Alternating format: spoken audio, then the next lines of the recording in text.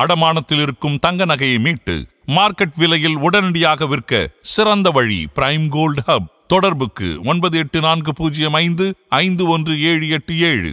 தங்கத்தை மட்டுமல்ல உங்கள் தன்னம்பிக்கையையும் மீட்டுத் தருகிறோம். No compromise. உங்க சைடுலயும் எங்க சைடுலயும். It's a GT promise. GT Holidays, South India's #1 travel brand. உங்க பேர் சொல்லுங்க. பவனந்தன். இது என்ன நடந்தது? நாங்க ஒரு 50 மெம்பர்ஸ் to 70 மெம்பர்ஸ் இந்த இடத்துல நின்னுட்டு இருந்தோம். என்னாச்சுனே தெரியல. விஜய் பேசறதுக்கு முன்னாடி இங்க பஸ் வரும்போதே எல்லாம் நஸ்கிட்டாங்க. அப்ப இவர் இங்க வரும்போதே இங்க எல்லாம் ஃபுல்லா கீழே உழுக ஆரம்பிச்சிட்டாங்க. அதுல நான் வந்துட்டு சென்டர்ல நின்றுட்டு இருந்தேன். மேலேருந்து ஓட்டை உடச்சி எங்களை தூக்க பார்த்தாங்க, அது முடியல.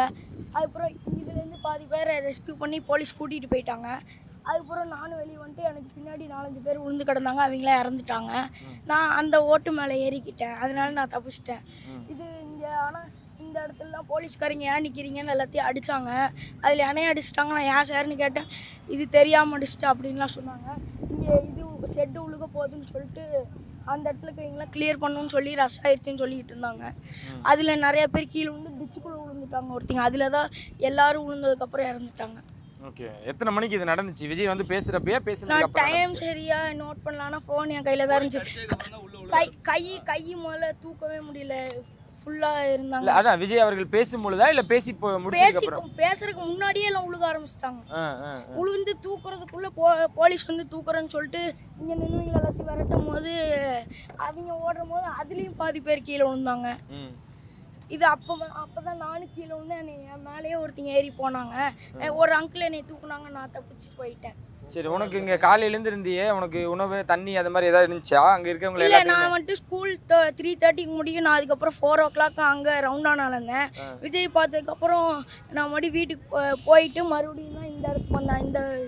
இந்த ஷெட்டு கடையிலே நடந்து வந்தப்பெல்லாம் இந்த இடத்துல லாக் ஆகிட்டேன். சரி, யாராவது ஒருத்தர் வழி விட்டாங்களா? காப்பாற்றுற மாதிரியான விஷயங்கள் இருந்துச்சா? பக்கத்தில் இருந்த தம்பி என்னன்னு சொன்னார் கடைசியா? நீங்கள் எனக்கு பின்னாடி இந்த அண்ணாவும் இறந்துட்டாங்க, இந்த பின்னாடி இந்த அக்காவும் இறந்துட்டாங்க.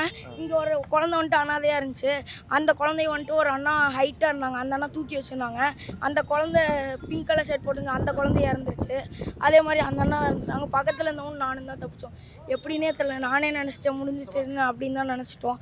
எல்லோரும் கத்துறாங்க, இன்றைக்கி செத்துட்டோம் அப்படின்னு கத்த ஆரம்பிச்சிட்டாங்க. உனக்கு எங்கெங்கே அடிபட்டு இருந்தது? எனக்கு இந்த காலில் வந்துச்சு. அப்புறம் இந்த இடத்துல ஒரு அண்ணா எப்படின்னே தெரியல மேலே ஏறிட்டாங்க. அதுக்கப்புறம் ஒன்றும் இல்லை, நான் தப்பிச்சிட்டேன். கூட்டெல்லாம் அந்த விளங்குனதுக்கு அப்புறம் பார்த்தியா? விளங்குனதுக்கு பார்த்தேன். இந்த இடத்துலேருந்து இந்த இடத்துக்கு வந்து பார்க்குறேன், ஒரு 20 பேருக்கு மேலே அனாதை எப்படி ஒரு மாதிரி இறந்து போன நிலையில் கிடந்தாங்க. உடனே ஒரு அண்ணா மேலே தூக்கி விட்டாங்க. அப்புறம் தண்ணி வாங்கி எல்லாம் மயக்க மாட்டேங்களை எல்லாத்தையும் தெளிச்சு விட்டோம். அதில் ஒரு 10 பேர் எந்திரிச்சிக்கிட்டாங்க, மிச்ச பேர்லாம் எந்திரிக்கல. அப்புறம் போலீஸ் ஆட்ட சொன்னால் அவங்க டக்குன்னு ஆம்புலன்ஸில் ஏற்றிக்கிட்டாங்க. அதுக்குள்ளே யாருன்னே தெரில, ஒரு 4-5 அங்கிள் வந்து எல்லாத்தையும் அடிக்க ஆரம்பிச்சிட்டாங்க. அடித்து ஒரு அண்ணா ஆம்புலன்ஸ்காரண்ணா வந்துட்டு இந்த இடத்த ஃபுல்லாக கிழிஞ்சிருச்சு, அந்த அண்ணாக்கு சதையை அந்த அளவுக்கு அடிச்சிட்டாங்க. அதுக்கப்புறம் அம்மா வந்துட்டு ஃபோன் பண்ணி வர சொல்லிட்டாங்க. அதுக்கப்புறம் எனக்கு தெரியாது. இது இந்த இடத்துல போகும்போதே போலீஸ் வந்துட்டு எல்லாத்தையும் விரட்டிட்டு இருந்தாங்க. நீ மட்டும் வந்தியா? வீட்டில் யாரையா கூட்டு வந்தியா? யாரும் வீட்டிலலாம் வரல, யாரும் வரல. நான் சைக்கிளில் வந்தேன். சைக்கிள் அந்த சைடு விட்டுட்டு நான் இங்கே வந்தேன். ஹாஸ்பிட்டல் போய் பார்த்தியா? ஃப்ரெண்டா அவன் கூட வந்தது? உன் ஃப்ரெண்டா? இல்லை அவன் யாருன்னே தெரியாது.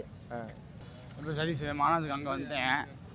ஒரு அக்கா டயருக்குள்ளே மாட்டிக்கிட்டாங்க, காலை பிடிச்சி வைக்கன்னு எழுதிட்டு போய் டீ வாங்கி கொடுத்துட்டு, அடுத்து சின்ன குழந்தை குடல் எல்லாமே மூளை எல்லாமே வெளியே வந்து அப்புறம் ஆம்புலன்ஸில் ஏற்றிட்டு கொண்டு போயிட்டாங்க. செத்து போயிடுச்சு அந்த குழந்தை. எப்படி இருக்குது தெரியல, போஸ்ட்மார்ட்டம் இன்னும் பண்ணாமல் இருக்கிறாங்க. அந்த வழியை காப்பாற்றி டீ வீட்டில் அக்காரை வச்சு சாப்பாடு போட்டு அவங்க அப்பாவுக்கு எல்லாமே ஃபோன் பண்ணி வர சொல்லி ஆஸ்பத்திரி கூட்டி போயிட்டாங்க. எதனால நேற்று அந்த தள்ளுமொழி நடந்துச்சு?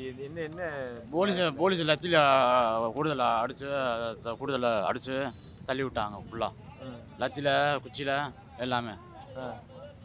மேலே 50 பேர் ஏறி நின்று மேலேருந்து சீமனை ஊற்றி பொறுத்திக்கிட்டாங்க, மேலேருந்து குதிச்சுட்டாங்க. இல்லை, விஜய் வரும்பொழுது அது கூட்டம் கட்டுப்பட்டது மாதிரி இருந்துச்சா? விஜய் பஸ் விட்டு இறங்கவே இல்லை, உள்ளே உட்காந்துருந்தார், மேலே வரவே இல்லை. பஸ்ஸு உள்ளே உட்காந்து பேசிட்டு அப்படியே போயிட்டார்.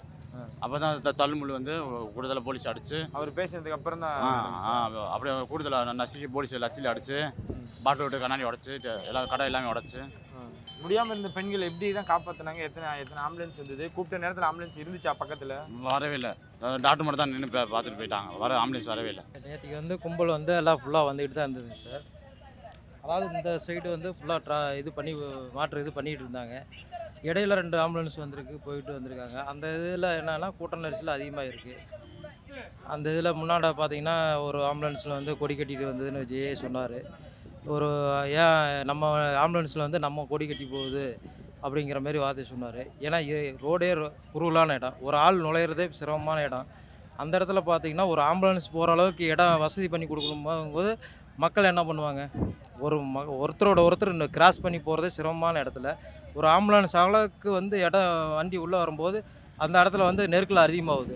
நெருக்கில் ஒருத்தர் மேலே ஒருத்தர் இது பண்ணும்போது மக்கள் வந்து இதாக போகிறாங்க. ஏன்னா ஆம்புலன்ஸ் இதில் உள்ளே போகிறதுக்கு வேலையே இல்லை. விஜய் வந்து மத்தியான டைமில் வர மாதிரி இருந்துச்சு. அது முன்னே ஏன்னா அவர் 3ஆவது நாள் பிரச்சாரம் பண்ணிட்டு இருக்காரு. அவர் சொன்ன டைமில் வர முடியல எதுவுமே. அந்த அளவுக்கு ரசிகர் கூட்டம் அவரை பின்தொடர்ந்து அதிகமாக வரதுனால அவரால் ஒன்றும் முடியல. பொறுமையாக தான் வண்டி வாகனம் வந்துகிட்டே இருக்குது. அதுக்கு காவல்துறை தான் முழு ஒத்துழைப்பு அளித்து அதுக்கு உண்டான டைவர்ஷன் பண்ணி இது பண்ணணும். ஏன்னா அவர் ஒரு கட்சி தலைவர் இல்லாமல் ஒரு நடிகர், அதனால் ரசிகர் கூட்டம் அதிகமாக இருக்குது அவருக்கு. எனக்கு தெரிஞ்சு நேற்று குறைஞ்சது ஒரு 50,000 பேத்துக்கு மேலே தான் இருப்பாங்க. எனக்கு தெரிஞ்ச அனுபவத்தில் 50,000 மேலே தான் இருப்பாங்க. 50,000 மேலேங்கிறப்ப குறைஞ்சது ஒரு 4,000-3,000 காவல்துறை இங்கே இருந்திருக்கணும் பாதுகாப்புக்கு. ஆனால் அந்த வசதி இல்லை.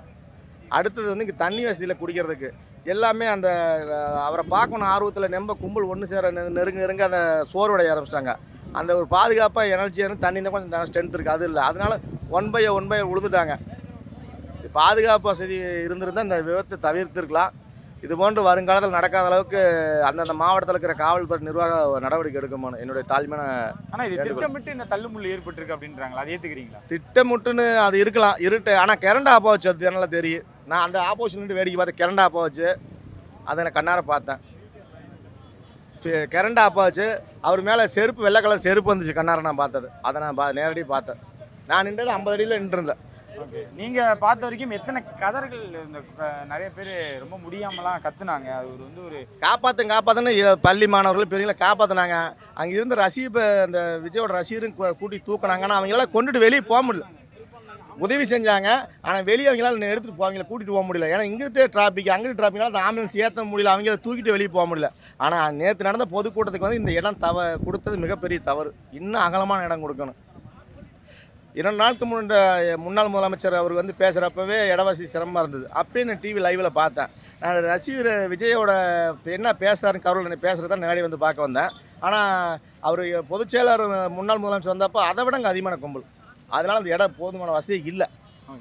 இது நேற்று ஒரு கருப்பு தினமாக தான் நீங்கள் கரூரில் கருப்பு தினம் இது வந்து ஏற்க முடியாத தினம். கரூர் ஒரு மிகப்பெரிய மாவட்டம், மிகப்பெரிய தொழில் வளர்ச்சியில் இன்றைக்கி ஒரு நடந்தது ஒரு மிகப்பெரிய துயர சம்பவம், வேதனைக்குரிய செய்தி. ஏற்றுக்கொள்ளவே முடியல நீங்களெல்லாம். ஆளுங்கட்சியிலேருந்து எதிர்கட்சியிலேருந்து எல்லாரும் வந்து அந்த துக்கத்தில் கலந்துக்கிட்டாங்க. இன்னும் விஜய் அவர்கள் வந்து பார்க்கலன்ற ஒரு விஜய் அவர் வந்து நான் இப்போ டிவியில் பார்த்த லெவலில் பார்க்குறேன். அவர் வர ட்ரை பண்ணுறாரு. அவருக்கு வரணுன்னா போலீஸ் பாதுகாப்பு கொடுக்கணும். அவரோட இதுக்கு வந்து அந்தஸ்து பது கொடுத்தா தான் அவரால் வர முடியும். ஒரு அரசியல் கட்சி தலைவர் உடனே கிளம்பி வர முடியாது. அவருக்கு உண்டான பாதுகாப்பு கண்டிப்பாக கொடுத்தா தான் அவர் வர முடியும். அதுக்கு காவல்துறை மூலம் அனுமதி கொடுக்கணும். இவ்வளோ பிரச்சனை இருக்குது.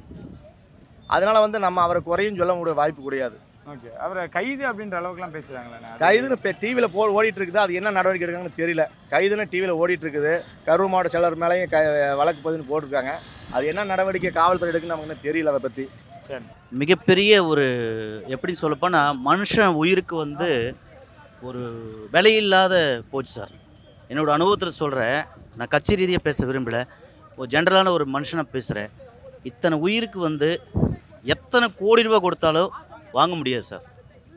பணம் கோடி கூட பணம் இருக்கலாம் சார். ஆனால் ஒரு மனுஷனோட விதை இந்தளவுக்கு போகணும் வந்து கடவுளை இது வந்து மிகப்பெரிய இது பண்ணதுக்கு கடவுள் வந்து ஒரு இது தண்டனை அனுபவிக்கணும். இங்கே நிறைய கட்சி தலைவர்களோட மீட்டிங்லாம் நடந்திருக்கு. ஆமாம் சார், கேள்விப்படுறோம் சார். இது வந்து குறிப்பிட்ட அசம்பவித காரணம் சார். இது வேணும்னு பண்ண காரணம் சார், சதி.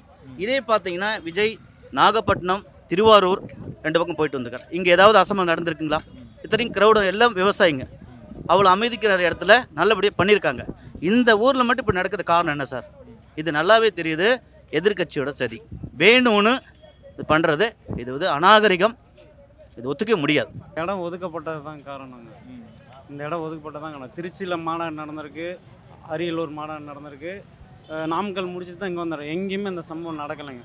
இங்கே மட்டும் ஏன் இப்படி நடந்தது? அதுக்கு என்ன காரணம்? இந்த இடம் ஒதுக்கப்பட்டது தான் காரணம்.